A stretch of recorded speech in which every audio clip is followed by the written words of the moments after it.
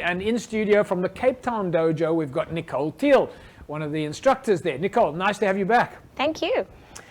Right, tell us a little bit about Kyokushin Karate. The rumor is it's the strongest karate. It's a good rumor because it's true.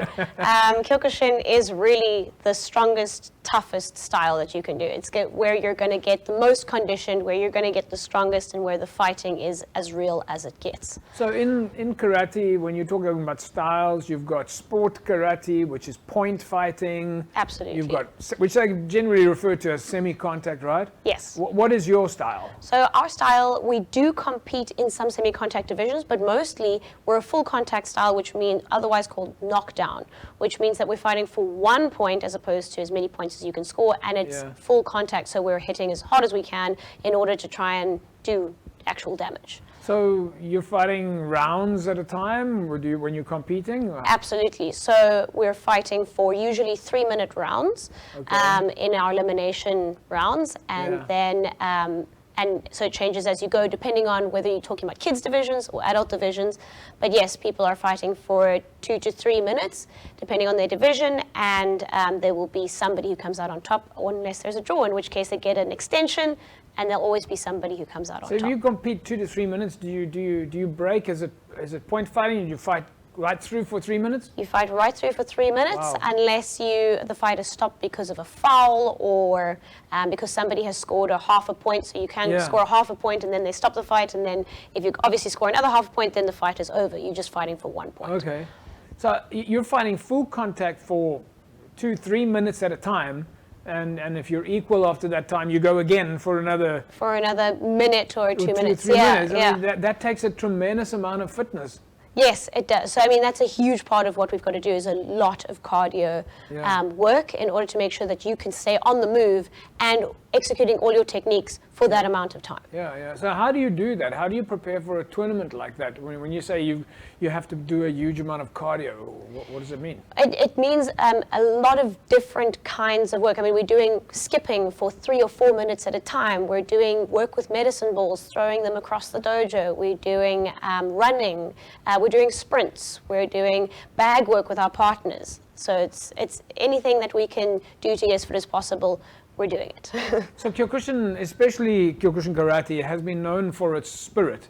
Those classes that you're talking about, are they reasonably easy to do? Because the picture is that it takes it's quite an extreme sport. It is quite an extreme sport, and it takes a lot of energy. It's not easy at all. It's definitely something that if you want to come and give it a try, you're trying to push your limits. You're trying to see how far you can go.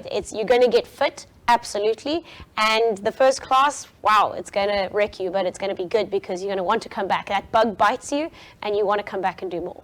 So tell us a little bit about the classes. Is it mixed genders, or different age groups? Yes, so I mean, we do have adults classes and kids classes, but as the kids hit sort of teenage years, they join us in the adults classes. So we do have mixed ages, and it's a mixed gender class as well. So we have everybody training together. And the women are just as hard as the men are. They really are as fit and as strong. And everybody trains together, and there's a wonderful community spirit, a dojo family spirit when you train together. There has to be when you're doing stuff that's that difficult. Is it not a little bit intimidating? I mean, by all accounts, your structures had a tremendous amount of success with women's results. Yes, we have. And I think part of that is because we all train together. So we learn not to be afraid. There's no reason for that intimidation. You know the people that you are training with, and they are understanding of what levels you're at. So if you're a new fighter, maybe you're a little bit intimidated, but you're coming in and you're learning, and then you get better, and then as you go, you up the levels, and everybody gets better together. Yeah. So in addition to the actual fighting, you've got other elements of Kyokushin Karate. You're not only kicking and punching.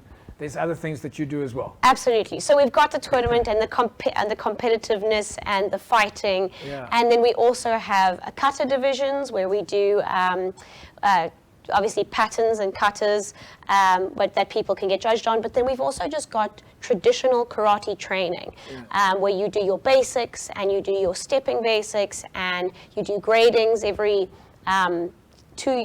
once a year, or when you're in the lower belts and the more junior belts, twice a year. And so we've got the traditional foundation of karate as well embedded in. And for some people, that is what they're interested in. They come to get fit, they come for the community, they come to make their own karate better. They're not necessarily interested in the competitive side, and that's more than fine. So it depends on what people are looking to get out of it. So for moms or dads that are watching now and they've listened to what, because clearly what the picture we're getting is that when you join your style of karate, there is a lot of benefits for self-confidence, fitness, obviously, maybe even some self-defense awareness. For people that want to get started, what's step number one? Like, what do you need? Do you need any equipment? Not at all. You don't need any equipment to get started, especially kids. They can just start. I mean, eventually we will want them to get a little bit of equipment. We wear a suit called a dogi, and the kids love being able to wear the suit, something specifically karate related. They love their little belts that they get to wear. And then we've also got shin pads and gloves that is obviously useful when they start getting to the age where we start teaching them how to fight. But just to get started, they just need something comfortable they can train in, and they can just arrive. They don't need to have any prior knowledge of anything. We do total beginners right up. Right. And just tell us a little about your various locations that you've got. We know that you're at a couple of schools. Yes. But your primary training facility is in the city. It is. We are at the top of Bree Street, and that is our main facility. So we have mostly teenagers and adults training there. We do have a kids class there that runs twice a week. But for the most part, for the kids, we are at various schools. And people can contact us to find out if we happen to be at your school. Maybe we're not, and we could be at your school. So that would be something that would be awesome for us. And then also we're at the Meadowridge Scout Hall in the southern suburbs, the first Meadowridge Scout Hall, next to the soccer center, that's several soccer fields there. And that's great for the people who are living out that way, who find it difficult to get to town. We've got teenagers and adults training there. And you've got a dojo in Surrey as well. Yes, there's a wonderful dojo in Surrey that people are training at. And we've got, there's a Constantia dojo as well at the Virgin Active.